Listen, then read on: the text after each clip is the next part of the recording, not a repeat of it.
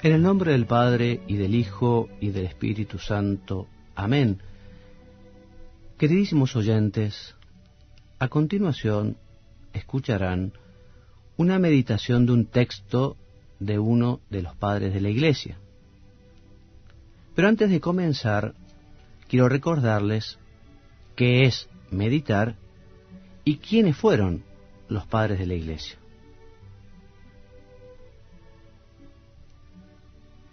La meditación es una forma de oración, una manera de hablar con Dios.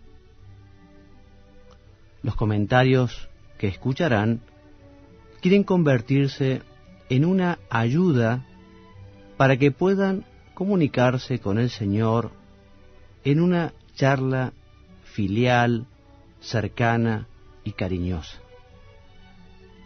¿Y quiénes fueron los padres de la Iglesia? Fueron pastores, obispos en su mayoría, que vivieron los primeros siglos de la Iglesia. Y ellos, en su predicación, en su enseñanza, en sus escritos, tuvieron que dar respuesta a cuestiones y dificultades morales y teológicas en ambientes muchas veces convulsionados por persecuciones, conflictos internos, por herejías y cismas. Y ustedes dirán, ¿y por qué puede ser conveniente meditar con textos de los padres de la Iglesia? Te voy a responder con la instrucción sobre los padres de la Iglesia en la formación sacerdotal, un documento de la Congregación para la Enseñanza Católica. Este documento nos dice que los padres de la Iglesia son testigos privilegiados de la tradición de la Iglesia. También que los padres fueron intérpretes de la Sagrada Escritura. Los padres tuvieron una ciencia teológica extraordinaria, fueron maestros de vida espiritual y apostólica. Y también los padres de la Iglesia fueron santos y sus escritos constituyen un verdadero tesoro para la Iglesia.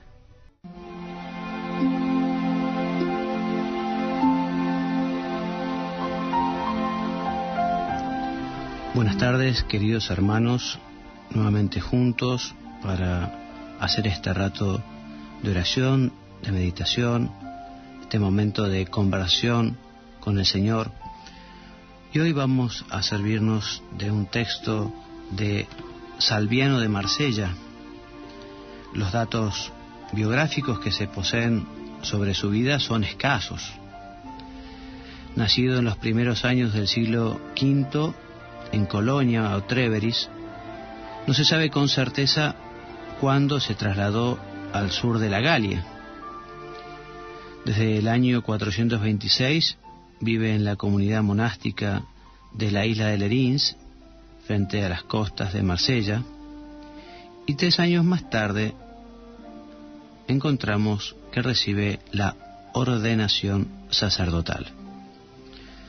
Sus escritos revelan una esmerada formación cultural y merecen especial atención sus estudios jurídicos. De las numerosas homilías y de su producción literaria se han conservado algunas cartas y los tratados llamados A la Iglesia y Sobre el Gobierno Divino. Esta última es su obra más importante. Está compuesta de 8 libros y en ella Salviano desarrolla el tema de la providencia divina. Él se dirige a los cristianos para fortalecerles en la fe y en la confianza en Dios en medio de la situación en que se encontraban los católicos en aquellos tiempos, esto es, bajo el dominio de los pueblos germánicos. Y junto a la intención apologética, la obra trata de atajar los desórdenes morales del momento y exhorta a la conversión. Y justamente unos párrafos de este tratado sobre el gobierno divino, concretamente el número 3, del 5 al 6, que será nuestro tema de meditación, una lectura breve y un comentario. El texto es el siguiente, así nos decía Salviano, te repito, en su tratado sobre el gobierno divino.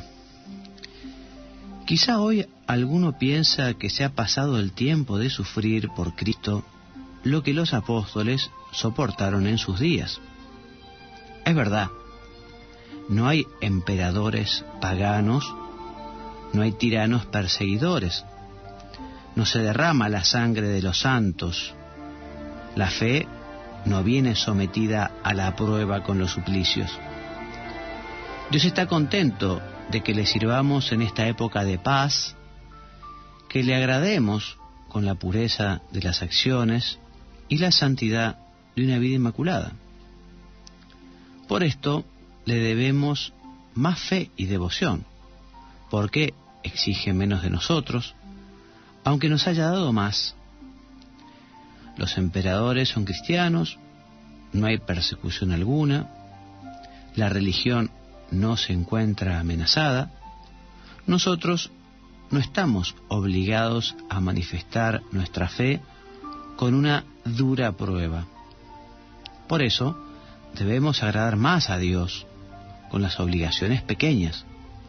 De hecho, demuestra estar pronto a empresas mayores si las cosas lo exigiesen, aquel que sabe cumplir los pequeños deberes.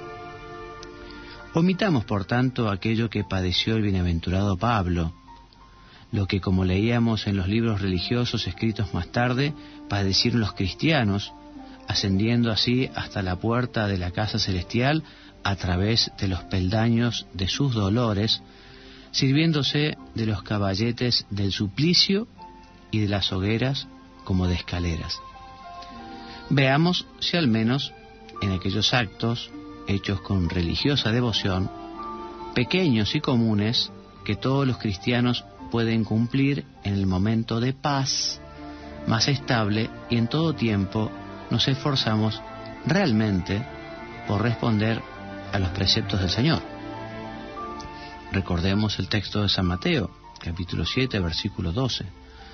Todo lo que queráis que hagan los hombres con vosotros, dice el Salvador, hacedlo también vosotros con ellos. Conocemos también la primera parte de esta sentencia que nunca olvidamos.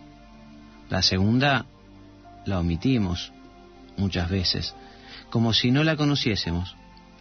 Sabemos muy bien lo que queremos que los demás hagan por nosotros, pero no sabemos lo que debemos hacer nosotros por los demás. Y ojalá no lo supiéramos, sería menor la culpa debida a la ignorancia. Como dice el siervo, que conociendo la voluntad de su amo, no fue previsor ni actuó conforme a la voluntad de aquel, será castigado. Ahora, nuestra culpa es mayor porque queremos la primera parte de esta sagrada sentencia para nuestra utilidad y provecho, y la segunda parte la omitimos para injuria de Dios.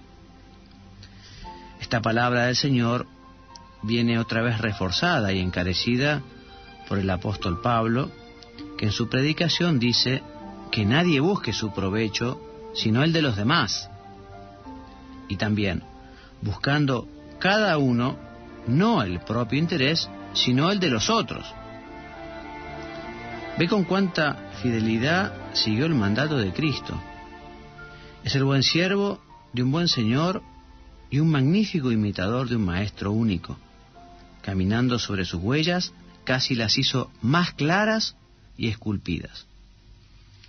Pero nosotros cristianos, ¿hacemos lo que nos manda Cristo o lo que nos manda el apóstol? Creo que ni lo uno ni lo otro.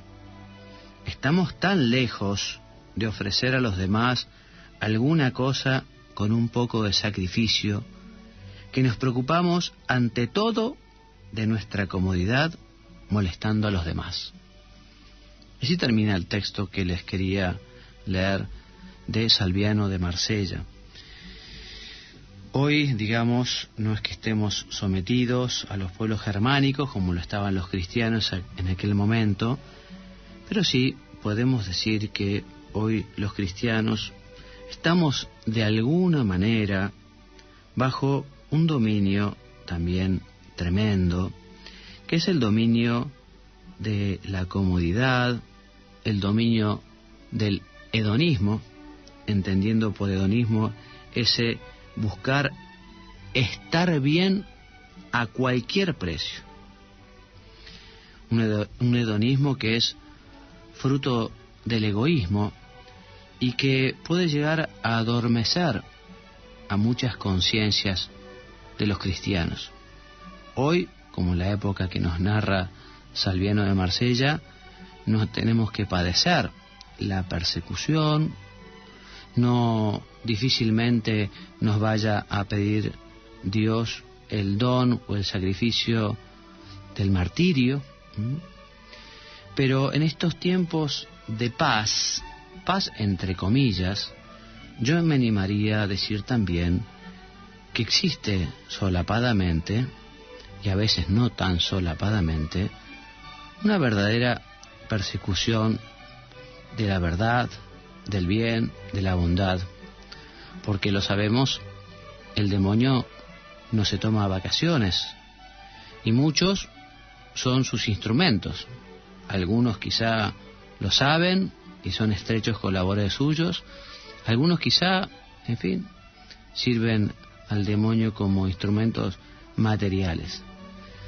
Pero pareciera como que hoy el lobo se ha disfrazado de oveja. El gran mentiroso sigue queriendo degradar y perder al hombre, a veces incluso bajo la bandera de la tolerancia. Veamos cuántos hoy están a favor de modelos matrimoniales y familiares que no tienen absolutamente nada que ver con el querer de Dios. Es muy penoso que efectivamente se vaya imponiendo en esta cultura una tolerancia mal entendida, porque lo que hace es aceptar lo que es intrínsecamente contrario a la dignidad de la persona humana. Hay que ser tolerantes, pero lo que no se puede hacer es decir que está bien lo que está mal. Y no se puede decir que es lo mismo el blanco que el negro. Y hoy no puede ser, no hay derecho que se tome como un matrimonio algo que no tiene nada que ver con esa unión de un hombre y una mujer, esa unión para formar una familia, esa unión, como nos dice también la Iglesia, que justamente lleva al amor, al compromiso, a la entrega, a la donación, y que justamente de ese amor surgirán los hijos, etcétera, etcétera. Nos tiene que dar mucha pena que muchos, justamente a través de la prensa, de la radio, de la televisión, propaganda, a través de medios de comunicación, radio, televisión, se vayan presentando modelos de familia que no son realmente modelos auténticos, modelos de matrimonio. Da mucha pena que con la bandera de la libertad se quiera autorizar también a matar al nasciturus, al niño por nacer, al no nacido argentino. Este es un tema que realmente tiene que preocuparnos, porque es muy grave y puede llegar a ser muy grave para nuestra querida nación que se autoricen leyes que permitan este horror que es el del aborto. A veces da mucha pena que sean tan pocos los que se movilicen para quejarse con respeto, pero con firmeza, diciendo que no hay derecho a cometer tal crimen. Da pena que a veces parecieran que muchos, en fin, estuviesen tan cómodos, calentitos, bien comidos, diciendo no te metas, no te compliques, esto es muy difícil, que hagan las cosas lo que pueden, no se puede hacer nada, y que muchos católicos, muchos cristianos, se queden de brazos cruzados cuando puede llegar a suceder algo muy grave en el país. Hoy tenemos que encomendar nuestro país y en el mundo entero, ¿no?, que este grave flagelo del aborto no avance con una legislación favorable. Y en los países donde está implantado, que poco a poco se recupere justamente la ley que proteja al niño por nacer, que es persona, que es hijo de Dios y que tiene los mismos derechos que la madre y que cualquier fiel, cualquier ciudadano que deambula por su país. Salviano de Marsella, en su texto que leíamos recién, invitaba justamente a los cristianos a no quedarse tranquilamente como adormecidos, ¿no?, sino animarse a actuar también contracorriente. Nadie ha dicho que la vida cristiana sea algo fácil, el mismo Jesucristo. Pero también es verdad que los cristianos tenemos la gracia de Dios para poder hacer muchas cosas.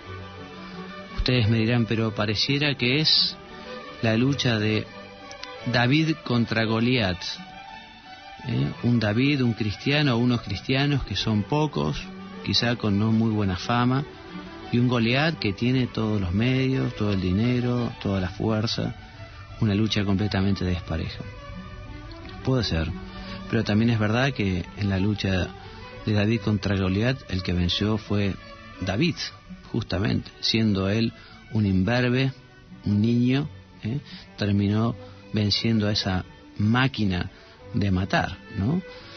Bueno, nosotros efectivamente rezamos, pedimos a Dios de rodillas frente al Santísimo en la medida de nuestras posibilidades, volverá a vencer la verdad y el amor. Por eso no nos olvidemos de rezar mucho por estos temas que nos tienen que preocupar tanto. Y después que cada uno haga lo que pueda, pero quedarnos con los brazos cruzados, no podemos tener esta actitud. A algunos pareciera como que se le da a la gente pan y circo, ¿no? Nos recuerda, digamos, a lo que ofrecían los romanos en su plena decadencia. Y a veces hay ciertos programas de televisión, hay ciertas propagandas, hay siento que es tremendo, ¿no? Que pareciera que se está explotando la debilidad humana. Por un lado, la debilidad de la curiosidad del hombre que busca morbosamente.